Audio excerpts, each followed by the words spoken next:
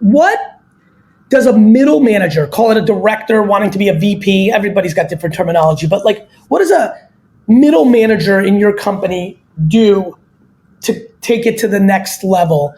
And you can be very specific of how it works at Carta, and how do you feel that maps to advice that I think we have a ton of middle managers, great, 6-figure salary, doing their thing, but really do want to grow. And from a CEO's point of view, from a real entrepreneur and been around the kind of tech companies that are really, there's a lot of companies that fit the profile of what you do, and a lot of them are coming and are being built now, and even a lot of them had to be at this point of the size of your or my company, and that was 30, 40 years ago. But middle manager, what are some of the things you're seeing that helps somebody propel to a VP or SVP or EVP, or take those next 2 steps, double their salary, more responsibility, more challenges, enjoy their day-to-day more? What are some of the cliche things you think about when you're trying to help a middle manager grow?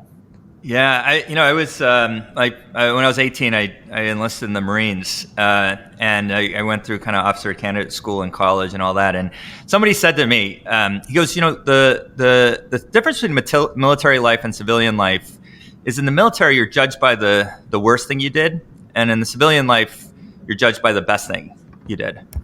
And in most companies, middle managers are judged by the worst thing they did. Right, your job is to not mess up.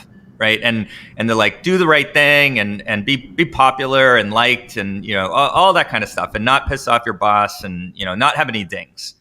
And that leads to a very defensive, middle management core, yep. And really a calcification of an organization.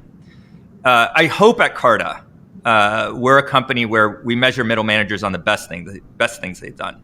And so if that's true, that really means like we forgive mistakes. We don't care about that kind of stuff. What we really want to see is a middle manager bend the arc of Carta, right? Like a middle manager just like they may do 6 things that don't work out, but boy, that 7th thing that they did, wow, right? Like that gets on my radar. Like I'm like, who was that person that was in that meeting? What did they just do? Bring that person back to my office. 100%. I want to hear more about it. 100%. But that's really hard. It's really hard to build a culture. And it's hard for them not to fear the ramifications of shining. Most middle managers are scared to shine because they know when they leave, it becomes political, and their boss, VP, whatever, are like, what the fuck was that? That's right. And they think they think that person can get them out before you and I can get them up.